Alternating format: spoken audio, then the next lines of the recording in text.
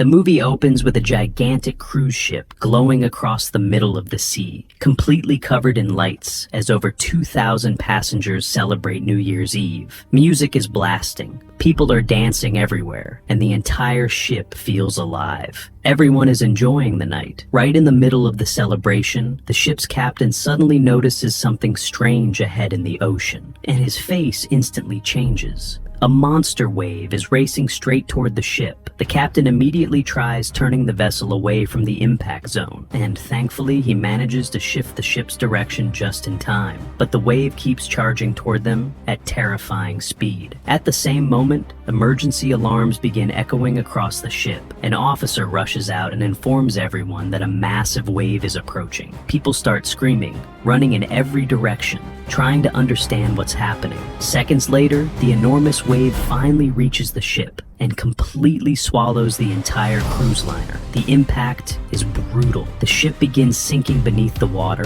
and as it flips upside down, passengers are violently thrown across walls, ceilings, and debris. Inside the control room, water floods in so fast that the crew members don't even get a chance to react. One by one, they're lost inside the chaos. Then comes the horrifying realization. An officer informs the remaining survivors that the ship has completely overturned underwater. Still, before everything collapsed, the captain managed to send an emergency distress signal to rescue teams. According to him, help should arrive soon. A man named Robert steps forward and asks the officer for a way to reach the upper sections of the ship. During the disaster, he got separated from his daughter, and somewhere inside this upside-down nightmare, she's still missing. Around the same time, another survivor named Dylan regains consciousness. He finds himself surrounded by destruction, grabs a flashlight and a knife from a nearby body, and prepares to move. Right here, you can already tell Dylan isn't the type to wait around helplessly. Desperate for help, Robert even offers extra money to one of the ship's waiters if he joins them. The waiter agrees, and soon, 6 survivors begin climbing upward through the wrecked ship. Their first obstacle is a broken elevator shaft. The pathway across has collapsed, leaving a dangerous gap between both sides. So they drag a heavy metal bench over and use it as a bridge.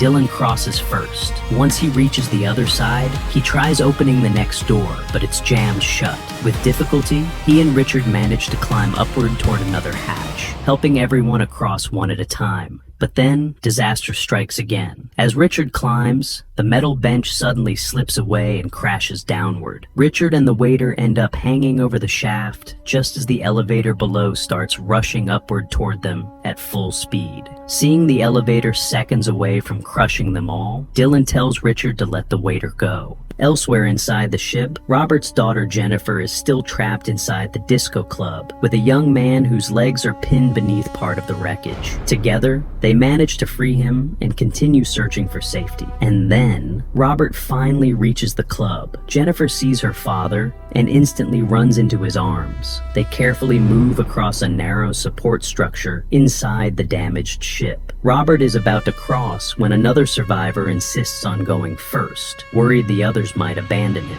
Robert lets him pass, but suddenly a loud shaking sound echoes above them. Then, out of nowhere, a massive engine component crashes down directly onto the man, instantly taking him out. At the same time, oil spills everywhere and flames erupt across the area, trapping the others on one side. Robert and Jennifer carefully hang onto the pipe and make it to safety. But meanwhile, all across the ship, glass windows begin cracking under the pressure of the ocean outside. The remaining officer watches in horror. The water pressure finally becomes too much. Every window shatters at once. Ocean water explodes into the ship, flooding entire sections instantly, while Dylan's group watches helplessly from a distance. They realize leaving earlier was the only reason they're still alive. Soon after, the survivors discover an open ventilation shaft. Robert notices both sides are accessible, so everyone begins climbing through it one by one. But once inside, another problem appears. A metal grate blocks the exit above them. Worse still, water has already started filling the ventilation tunnel from below. Robert tries forcing the grate open, but it won't budge. His hand can't even reach the bolt properly, so he lifts young Jamie upward, hoping the child's smaller arm can reach it. Luckily, Jamie manages to touch the bolt, but it's completely jammed. Robert urgently asks for anything metallic that could help loosen the bolt. A woman hands over her necklace, and Jamie uses it like a tool, desperately trying to turn the rusted nut loose while Dylan struggles below. Then finally, Jamie gets the bolt loose. The grate opens and everyone escapes out of the ventilation shaft just in time. But even after surviving that, another locked door stands in front of them. The group discovers a narrow route leading upward to another floor of the ship. Since the main door ahead is sealed shut from the other side, this tiny passage is their only option left. Everyone climbs through as quickly as possible, but once they reach the next section, they're met with yet another blocked path.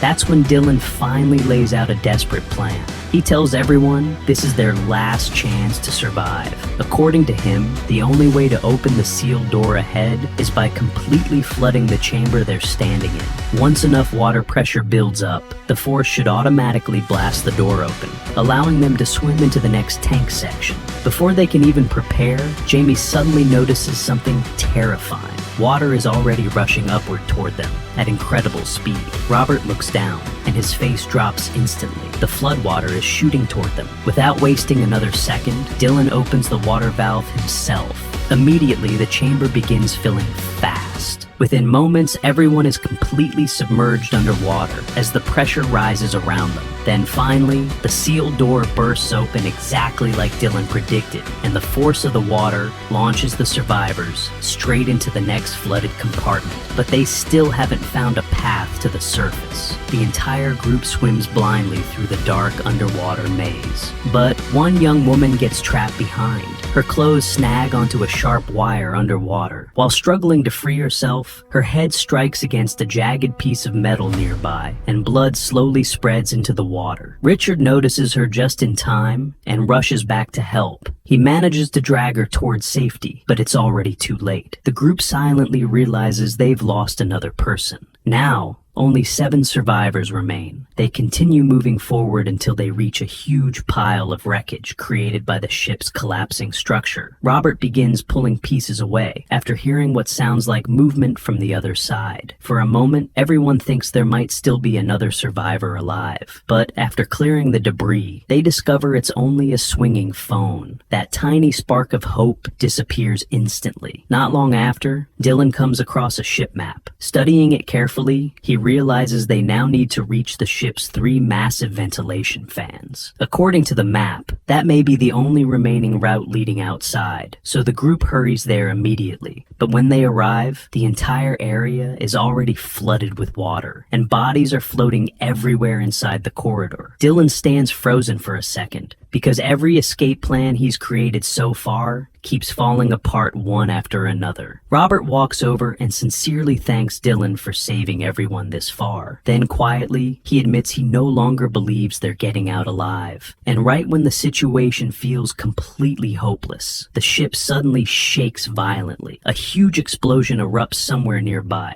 causing massive amounts of water to rush out of the area. The sudden drop in flooding opens a narrow route upward, and the survivors immediately take advantage of it. Once they climb higher, Richard accidentally touches a tank door just as powerful air pressure slams it straight into his face, knocking him backward. Then Robert notices something strange overhead. The ship's giant fans are spinning in reverse. Instead of pushing air outward, they're pulling air inward, dragging water deeper into the ship. Nearby, Robert finds another technical map explaining the ventilation system. He quickly tells Chris they must somehow reach the engine room and shut down all 3 fans before the entire section floods completely. Chris suggests jamming something inside the fan blades to stop them, but Robert refuses. He decides he will go alone. Without waiting for anyone else, Robert dives into the flooded section and swims toward the engine room. After finally reaching it, he discovers the control button for shutting down the fans is completely damaged. At the same time, Robert is running dangerously low on oxygen. Just before losing consciousness, Robert notices another switch nearby, not for stopping the fans, but for reversing their direction. With the last bit of strength he has left, He presses it. The fans finally begin rotating the opposite way, but Robert never comes back up. He sacrifices himself to save everyone else. The group reunites again, and Dylan immediately asks Chris where Robert is. Chris hesitates, then quietly reveals the truth. Robert went alone to the engine room to save them all, but he never returned. Dylan becomes furious, asking why Chris allowed him to go by himself. But there's no time left to argue. Moments later, Dylan notices the giant fan blades have now changed direction. Robert actually did it. Realizing this is their opportunity,